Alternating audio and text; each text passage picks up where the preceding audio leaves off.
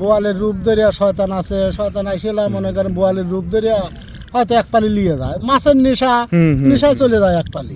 একা একা থাকলে একা একা থাকলে পরে মনে করেন যে ওই ফাঁকে লিয়ে যায়, এটা অঘটন ঘটায়। এরকম অনেক হয়েছে, এরকম অনেক হয়েছে।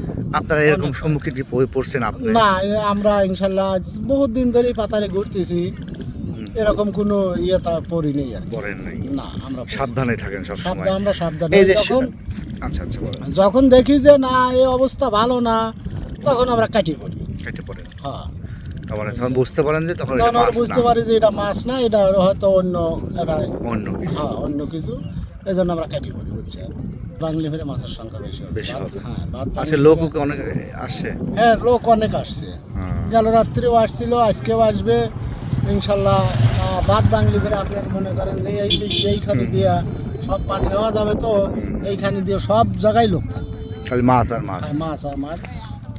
তারপরে এর মধ্যে আপনার কতক পাবি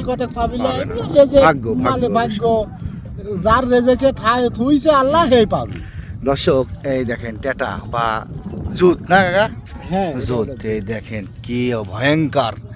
এই জুতে কত কেজি পর্যন্ত মাছ বাঁধানো যাবে? এ জুতে আপনি মনে করেন যে ওই 10 কেজি 15 কেজি মাছও ঠেকবে ইনশাল্লাহ। ওরে বাপ, 10-15 কেজি ঠেকবে? হ্যাঁ, 10-15 কেজি। সাইডে যে আপনার যে ছোট কালবারের মতো আছে, এই জন্য আমরা সম্ভাবনা জানি যে ওটা ভাঙিয়ে দিতে।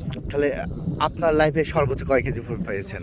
5-7 কেজি বল কাকা। ওই আর বাবা, আপনার পুঁটি চাপ এই যে নরমাল তো দেখতে পাচ্ছি আপনারটা। সব ধরনেরই আছে ভাই, এইগুলো থাকলে সব ছোট বড় সব মাছ পালা যায়, বড় তো আছে আপনার? বড়, হ্যাঁ বড় আছে। তো আপনার এইগুলো 10-15 কেজি মাছ ঠেকবে। আচ্ছা কাকা, দোয়া রইলো আপনারা আজকে পান কিছু। আচ্ছা, আল্লাহ হাফেজ।